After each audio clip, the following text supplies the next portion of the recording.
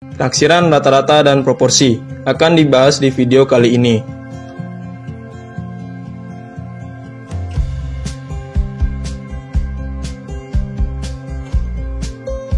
Nantikan video-video selanjutnya dan bunyikan loncengnya ya. Penaksiran adalah keseluruhan proses menduga suatu parameter pada populasi yang tidak diketahui nilainya dengan menggunakan statistik sampel. Penaksiran ini kita mengambil sampel untuk dianalisis sehingga hasil analisis tersebut dapat digunakan untuk memperkirakan ukuran populasi.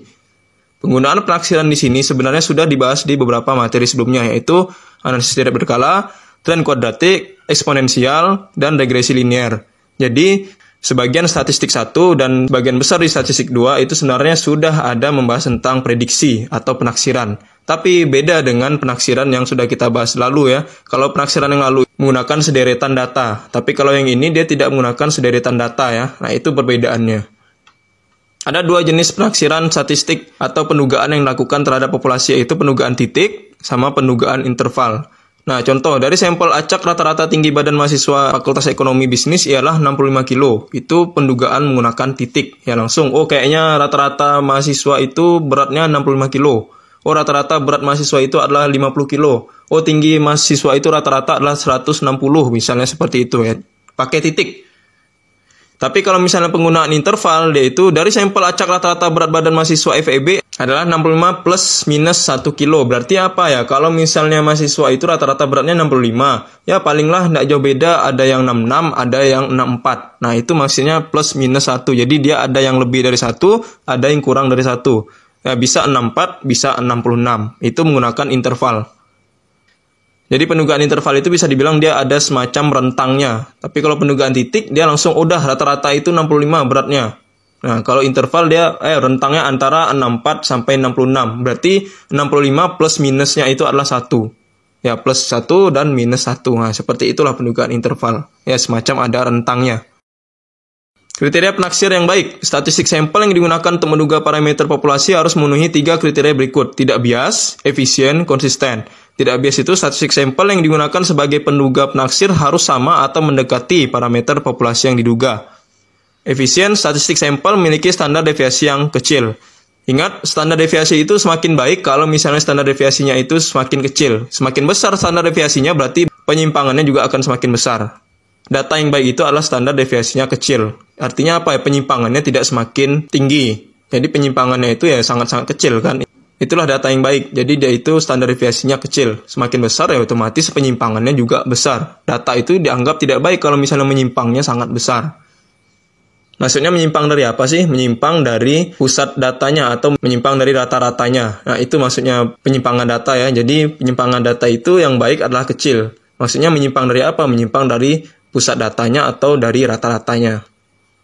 Kalau dicontohkan juga ya biasa-biasanya kalau kita itu menyimpang dari jalur jalan itu jauh lebih baik kalau misalnya kita menyimpang sedikit daripada menyimpang banyak. Nah, seperti itulah dia.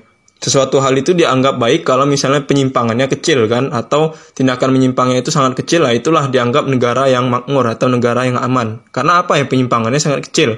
Kalau misalnya penyimpangannya semakin banyak tingkat kejahatan, otomatis itu dianggap negara yang tidak aman atau negara yang tidak baik. Nah, seperti itulah standar deviasi. Suatu data itu dianggap bagus kalau misalnya penyimpangannya itu sangat kecil. Penyimpangan semakin besar, otomatis datanya juga semakin kurang baik dan semakin bervariasi datanya. Nah, kalau konsisten, jika ukuran sampel meningkat, maka statistik sampel akan semakin mendekati parameter populasinya. Itu konsisten. Nah, ini penaksiran titik. Pada penaksiran titik, kita menggunakan suatu nilai untuk menduga parameter populasi. Ini contohnya, berat badannya 85, 87, 98, 83, dan 77. Ada 5 mahasiswa ya.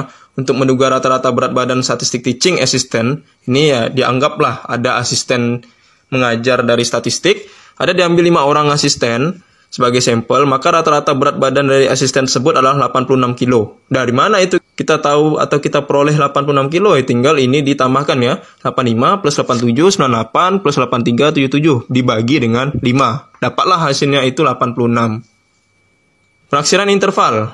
Ya, ini ada penaksiran rata-rata ya. Ada 3 rumus di sini. 1, 2, 3. X bar kurangkan dengan Z A per 2 standar deviasi bagi akar N kurangkan dengan U X bar plus Z A per 2 standar deviasi bagi N. Nah, ini juga bedanya adalah yang atas dengan bawah ini dia menggunakan faktor koreksi. Ya, ini juga ya. Nah, perbedaan antara 1, 2, 3 ini adalah apa? Kalau misalnya yang 1 ini rumus berlaku untuk sampel besar, lebih dari 30 dari populasi yang tak terbatas. Nah, kalau misalnya yang kedua ini berlaku untuk sampel besar, lebih dari 30 dan yaitu populasinya terbatas. Sementara kalau yang 3 ini adalah sampel kecil, mau itu terbatas, mau itu tidak terbatas. Ya, ini dianggap bisa saja kan, sama saja. Itu kalau untuk yang rumus ketiga. Jadi itu ya perbedaan antara rumus 1, rumus 2, dan rumus 3. 1 itu adalah sampel besar yang tidak terbatas populasinya. Sampel 2 itu adalah sampel besar yang terbatas populasinya. Kalau yang sampel 3 itu dia kurang dari 30.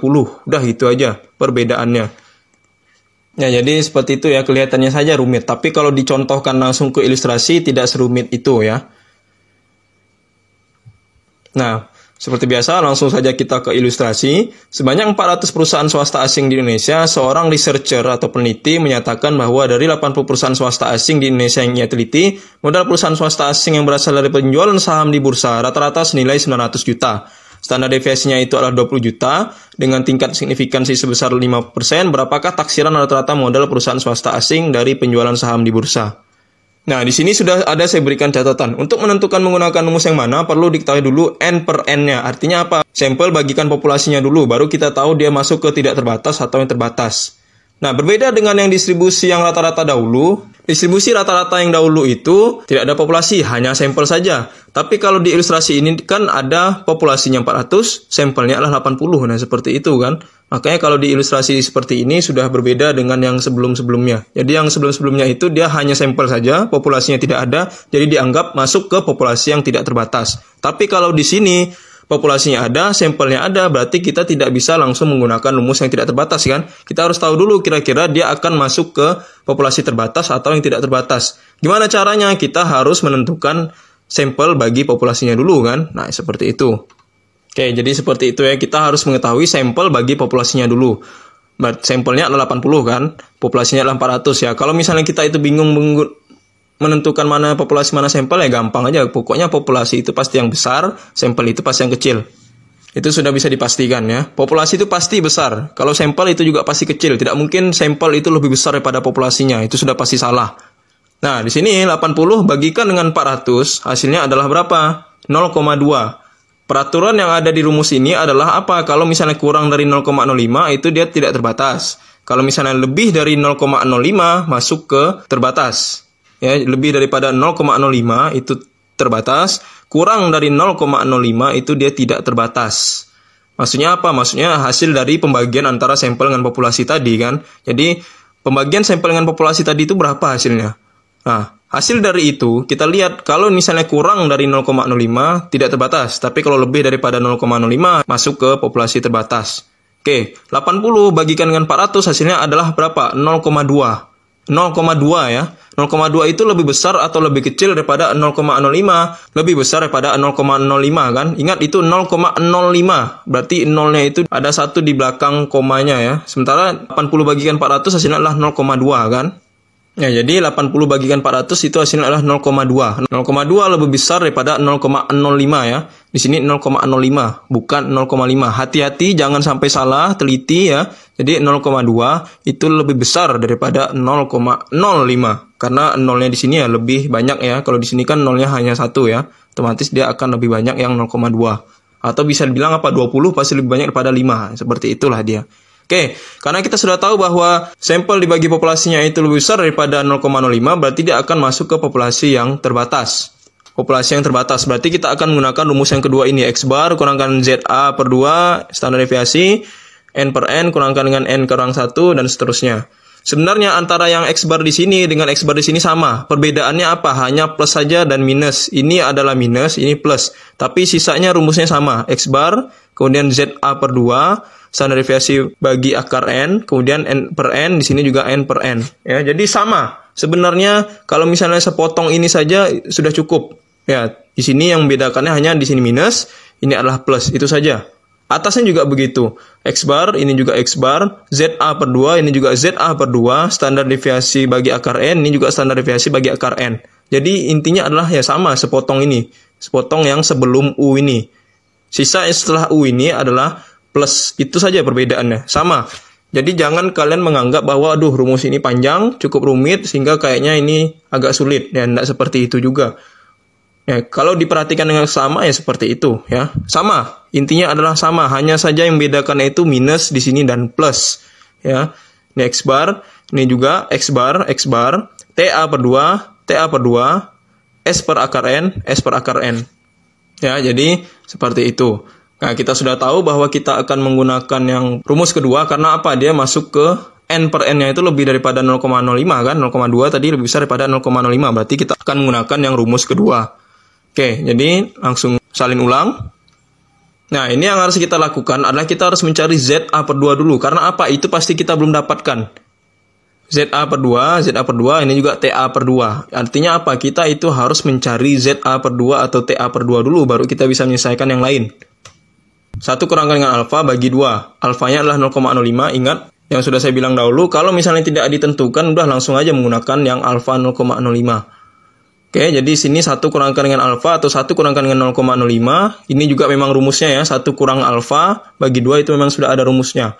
Jadi 1 kurangkan dengan 0,05 bagi dengan 2 hasilnya adalah 0,95. 0,95 bagi 2 hasilnya adalah 0,475. 0,475 lihat di Z table. Nah, di sini kita itu harus mencari Z table tapi menggunakan cara yang Z table yang biasa, bukan yang menggunakan distribusi selisih rata-rata yang sebelumnya kita bahas itu. Jadi berbeda ya. Di sini kita akan menggunakan yang dalam dulu, baru yang kiri dan atas, bukan yang kiri atas baru dalamnya.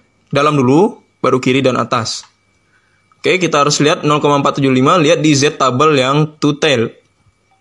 Nah, ini Z table yang two tail, 0,475 berada di sekitar sini ya.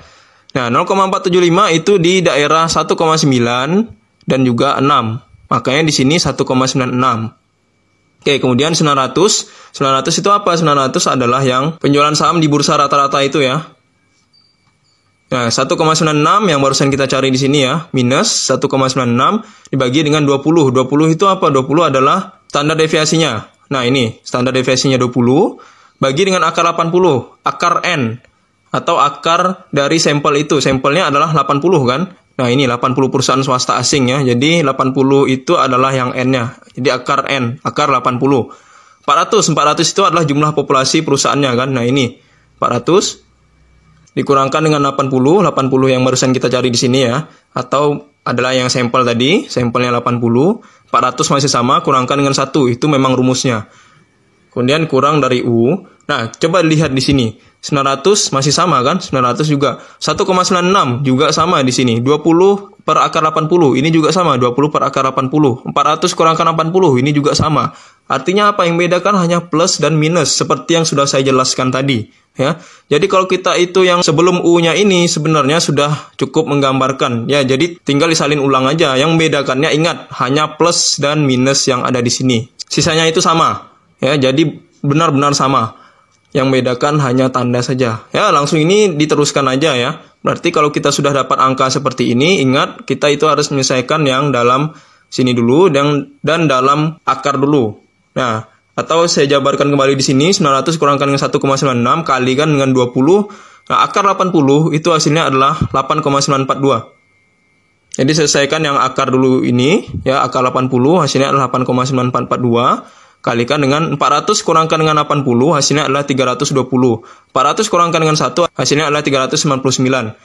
Kurang dari U, kurang dari 900 plus 1,96. Ini tinggal disalin ulang aja kan. Pokoknya kalau kita sudah dapat yang sebelah kiri ini, sebelah kanan juga otomatis akan dapat ya. Karena memang sama kan. Yang bedakannya hanya positif saja. Berkali-kali saya bilangkan.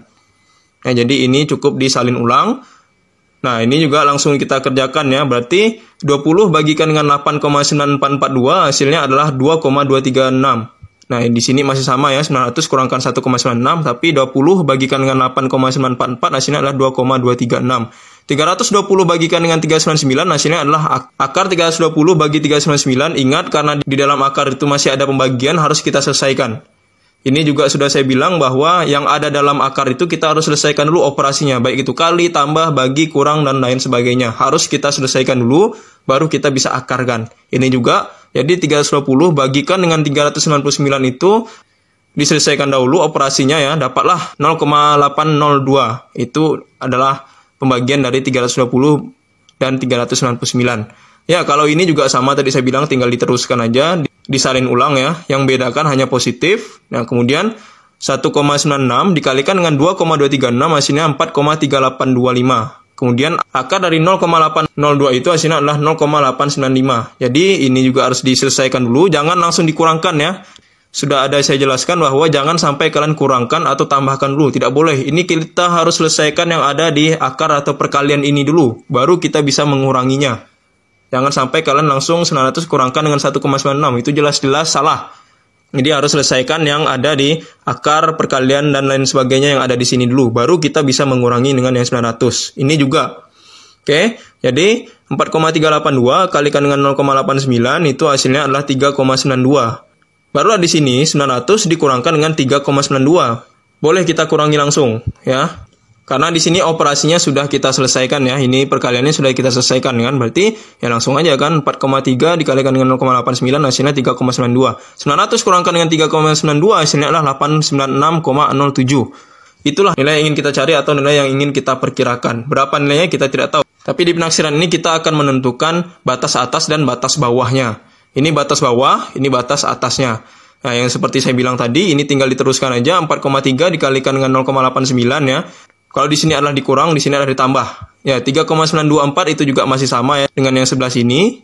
Yang bedakannya hanya ditambah. 900 tambahkan dengan 3,9, ini 900 kurangkan dengan 3,9. Hasilnya 896, kalau ini adalah 903,92.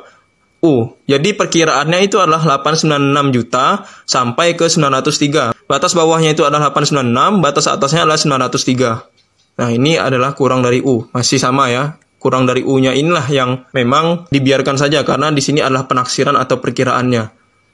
Nah, jadi seperti itu ya, penaksiran atau perkiraannya. Jadi dia itu ada batas bawah sama batas atas.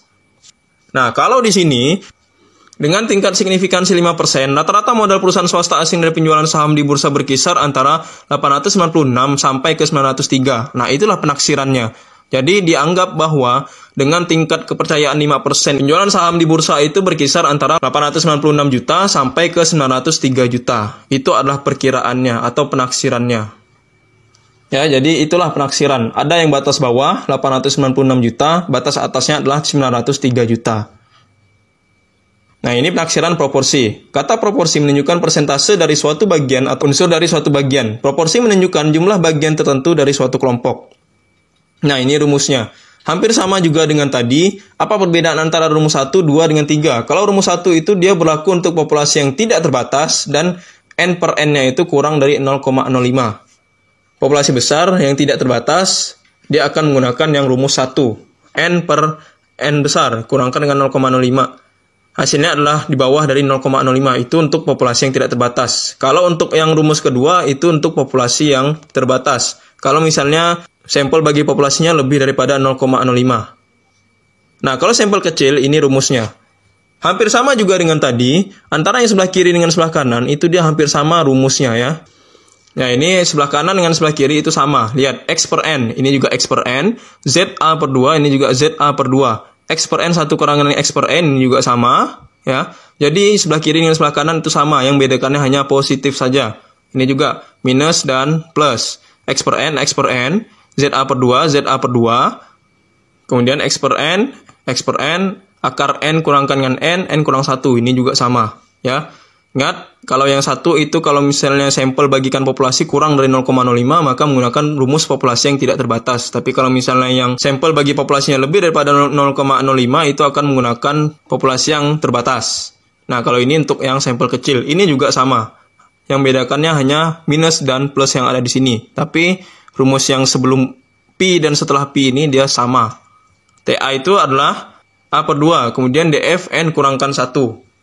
Oke, ini saya contohkan ke sampel yang kecil ya, berarti menggunakan T. Survei terhadap 22 calon pemilih menunjukkan bahwa 70% akan memilih Joe Biden. Buatlah dugaan sebesar 99% confident level untuk proporsi calon yang akan memilih Biden. Jadi, di sini kita sudah lihat bahwa 22 calon, berarti dia itu di bawah 30 kan. 70% itu memilih Joe Biden. Dugaan sebesar 99%, berarti 1%-nya itu adalah yang tingkat signifikansinya. Nah, karena di sini harus 100% kan ya. Kalau 99% ya berarti 1%. Kalau 90% berarti 10% taraf signifikansinya. Kalau 95% berarti 5% taraf signifikansinya. Nah, karena di sini 99 berarti 1%. Nah, sampel kurang dari 30 berarti kita menggunakan rumus yang ketiga yang ada di sini ya. Jadi rumus yang ada di sini yang rumus ketiga, sampel kecil.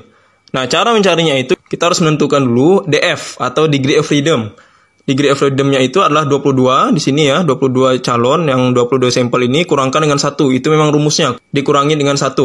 Jadi 22 kurangkan 1 hasilnya adalah 21. Untuk signifikansinya TA per 2, ingat 1% ya, karena di sini 99% berarti taraf signifikansinya adalah 1%. 1% itu adalah 1 per 100. 1 per 100 hasilnya adalah 0,01. Makanya di sini 0,01. Dibagi 2. Ini juga sama, rumusnya memang sudah seperti itu. Yang bedakannya hanya yang taraf signifikansi ini ya. 0,01. 0,01 bagi 2.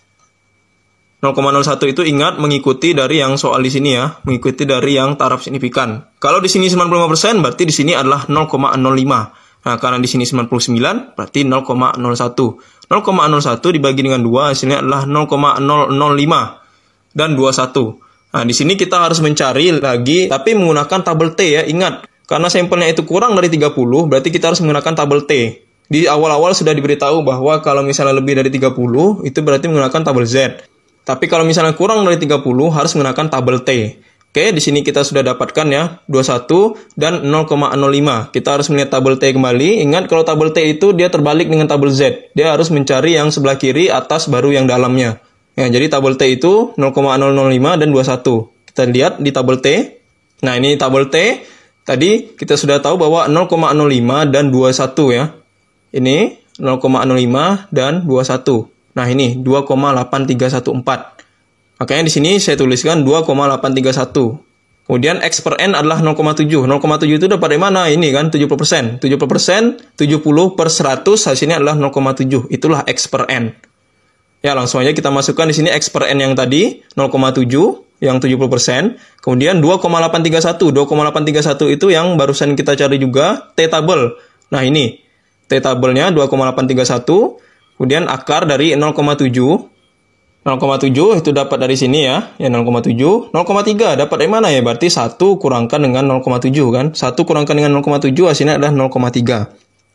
Kemudian di sini bagi dengan 22. 22 itu adalah apa? 22 adalah N. N itu yang sampel tadi, 22 calon. Ya, itu adalah N. Ya, ini juga kurang dari Pi, kurang dari seperti yang sudah saya berulang kali bilang ya. Jadi ini sama. 0,7, 0,7. 2,8 ini juga sama, hanya plus dan minus saja. 0,7 dan 0,3 ini juga sama, ya.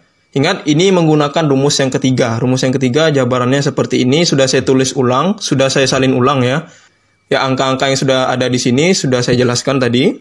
Ingat, ini harus menyelesaikan operasi yang ada di sini ya. Jangan tiba-tiba kalian 0,7 dikurangkan. Nggak bisa, ini juga 0,7 kalian tambahkan. Tidak bisa langsung ditambahkan. Ya, jadi selesaikan yang ada di akar dan perkalian ini dulu. Baru kita bisa mengurangkan dan menambahi. Oke, ini juga sama ya. 2,831 ini tidak bisa kita langsung kalikan karena kita harus menyelesaikan yang ada dalam akar dulu. Nah, jadi selesaikan yang ada dalam akar dulu. 0,7 kalikan dengan 0,3 hasilnya adalah 0,21. Makanya di sini 0,21 ya, bagi dengan 22. Ingat bahwa kita itu harus menyelesaikan yang ada dalam akar dulu, baru kita bisa mengakarkannya. Tidak bisa kita itu langsung mengakarkan kemudian kali atau tambah. Ya, jadi seperti itu ya, 0,7 kalikan dengan 0,3 itu hasilnya adalah 0,21, bagi dengan 22. Ingat, berulang kali saya bilang bahwa kita harus menyelesaikan operasi yang ada di dalam akar ini. Entah itu kali, bagi, tambah, kurang, dan sebagainya. Harus diselesaikan dulu, baru kita bisa mengakarkannya. Ini juga ya. Jadi 0,21 bagikan dengan 22 ini juga sama. Ya ini sama lah ya, hanya membedakan minus dan plus saja. Baru kita bisa di sini mendapatkan hasil 0,21 bagi 22 0,00954. Hati-hati ya, nolnya ini ada 3. Jangan sampai nanti ada kurang 1 atau kelebihan 1. 0,21 bagi 22 itu hasilnya adalah 0,00954. Jadi nolnya itu ada 3. Berulang kali saya bilang hati-hati ya di sini. Pembagian perkalian itu jangan sampai ada kelebihan atau kekurangan angka. Harus sesuai dengan angka yang tertera di situ. Ya, ini juga ya 0,21 bagikan dengan 22 hasilnya adalah 0,00954. Nolnya ada 3. Ini juga sama ya, jangan juga di sini salah tulis. 0,00954.